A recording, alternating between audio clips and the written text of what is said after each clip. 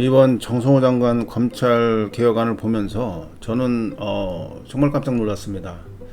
이게 이 대통령이 바뀌니까 우리나라 정치 이 전략도 많이 바뀐다라는 생각을 하게 됐습니다. 뭐 이 삼국지나 이 손자병법에나 나올 법한 지금 전략들이 지금 막 난무하고 있습니다. 그 중에 하나가 지금 이 정성호 장관이 이번에 발표한 검찰 개혁안이죠. 예. 이 어떤 의미를 갖고 있느냐? 이게 그 단순한 그 검찰 개혁안이 아닙니다. 이게 어떤 역할을 했느냐면 아무도 이것에 대해서 얘기를 하지 않던데, 예, 이 잔잔한 호수에 이 돌을 던진 겁니다.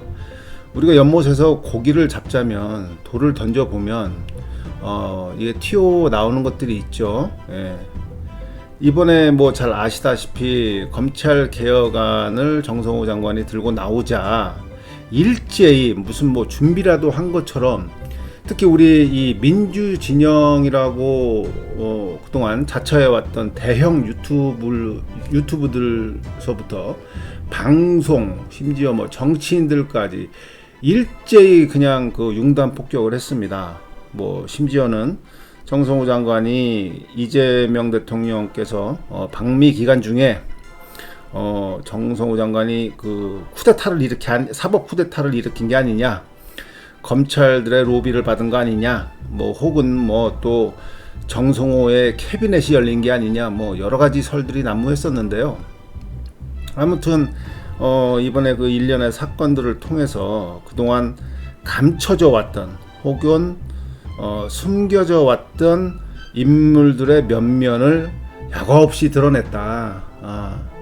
그런 점에서 이번에 그 검찰 개혁안이 시사하는 바가 굉장히 크다고 볼 수 있습니다. 단순히 뭐 이게 옳다 그르다의 문제가 아니라 그동안 사람들이 어떤 생각을 가지고 있었으며 어떤 방향성을 가지고 있었는지를, 예, 그냥 여과 없이 드러내게 만드는 그런 장이 됐다. 저는 그렇게 판단합니다. 그래서 이게 고급 기술이거든요.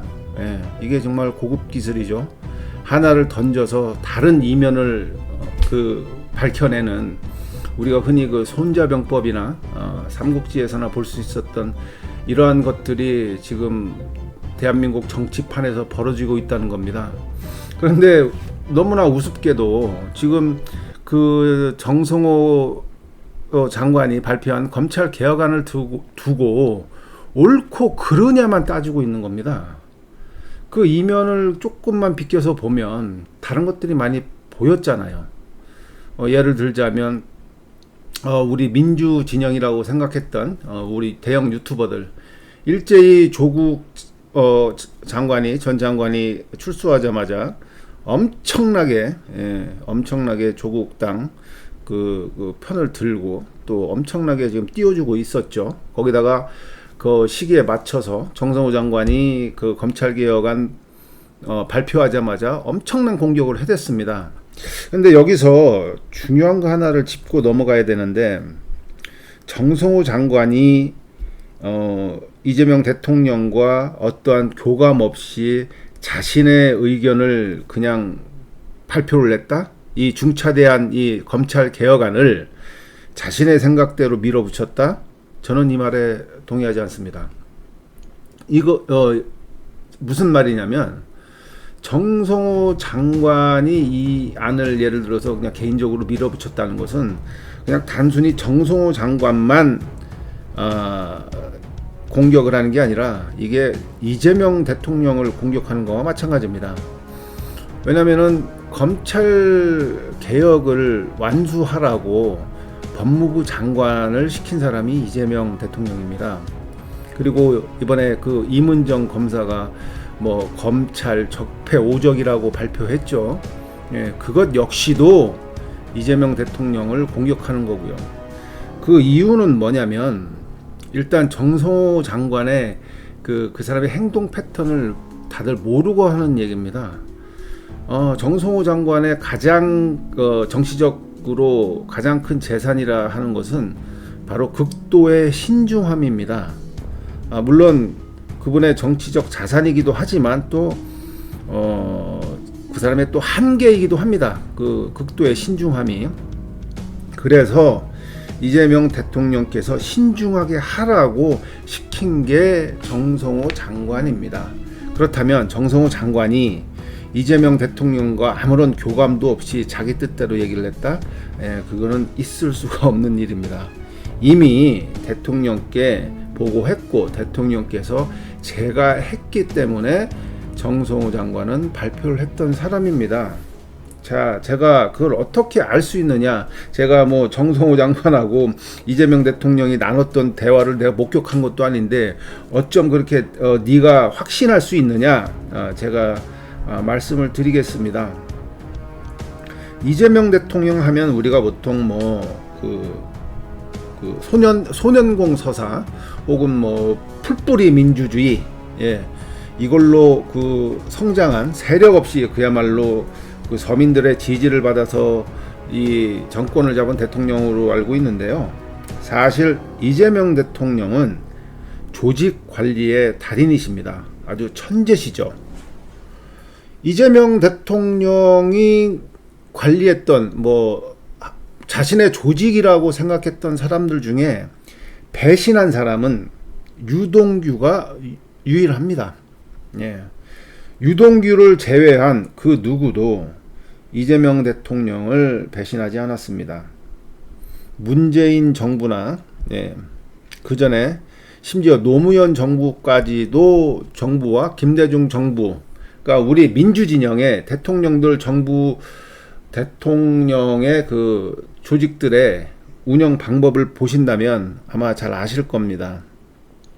어떻게 보면 거의 김대중 대통령 수준의 그런 단단함을 보였습니다. 다만 이제 좀 얘기가 좀 세긴 했습니다만 김대중 대통령은 나중에 말기에 많이 그 조직이 와해가 되긴 했습니다만 어찌 됐던 엄청난 그 강한 조직력을 바탕으로 하고 있죠.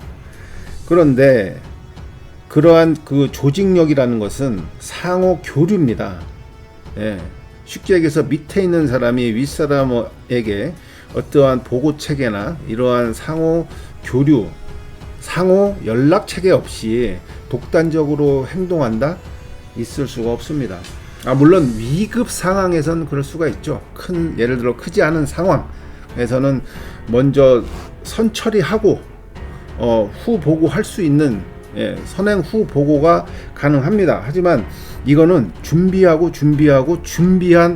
개혁 방안입니다. 그거를 선 보고 없이 정성호 장관이 검찰들의 로비를 받아서 했다?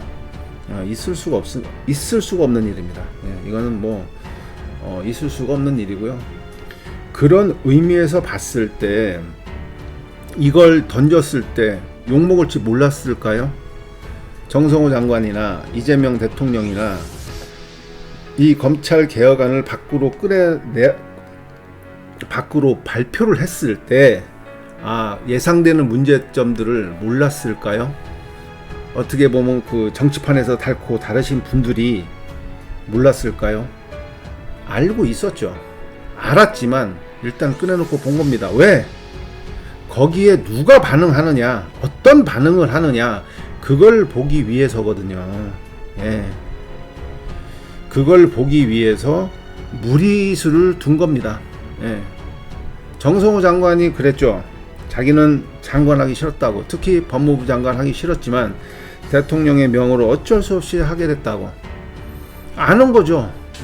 정치판에서 짬밥이 이 정도 되는 사람이면 앞이 보이거든요. 어느 정도. 이러한 일을 해야 된다는 것을, 이러한 멍해를 짊어져야 한다는 것을 알고 있었기 때문에 처음에 고사를 했다가 대통령의 부탁으로 정성호 장관이 법무부 장관을 수락을 한 겁니다. 그런 사람이 이번 일을 독단적으로 했다는 건 다시 한번 강조드리지만 말도 안 되는 얘기고요. 또 이번 일을 통해서 저는 개인적으로 가장 놀랬던 거는 우리 친명계를 자처했던 우리나라의 대형 유튜버들의 그 행태를 보고 참 놀라지 않을 수 없었습니다. 약속이나 한 것처럼 다들 너무 조국 대표를 띄워주고 또 일제히 이 정성호 장관을 공격을 하는 모습에 참 저는 혼란이 왔습니다.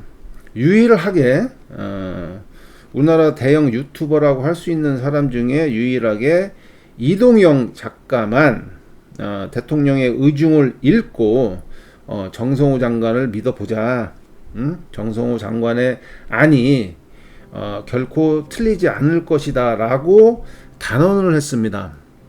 예, 뭔가 아는 거죠, 이동영은. 예. 물론 이동영 작가가 이재명 대통령과 각별한 사이라는 것을 웬만한 사람들은 다 알고 있습니다. 그러니까 그 외에 뭐 제가 거론하지 않아도 대한민국 1, 2, 3, 4, 5 우리 민주 진영의 그 대형 유튜버들이 왜 정성호 장관을 공격을 했고 왜 이렇게 조국에 열광하는가. 예, 뭐 이것에 대한 판단은 잠시 보류하기로 하고 차후 제가 방송을 통해서 하나하나 밝혀보도록 하겠습니다. 아직까지 그 대여가 잡히지는 않았습니다. 역시 그 대여들은 굉장히 신중하죠. 이런 것에 반응하지 않습니다. 하지만 이재명 정부의 잠재적인 걸림돌 요소가 누구인지 혹은 이재명 정부의 진짜 적은 누구인지 지금 설왕설래 말만 있지 아직 그 머리를 드러내지는 않았습니다. 그분들이 지방선거가 끝나면 지방선거 전과 후로 나눠서 그분들의 색깔이 나타날 거라 저는 보고 있습니다. 그래서 올 겨울이죠. 예, 올 연말 그리고 연초면은 어느 정도의 그림이 나올 것 같습니다. 그때까지 또 제가 방송을 할 수 있으면 계속 상황을 보면서 하루하루 지켜보면서 또 방송을 또 이어가도록 하겠습니다.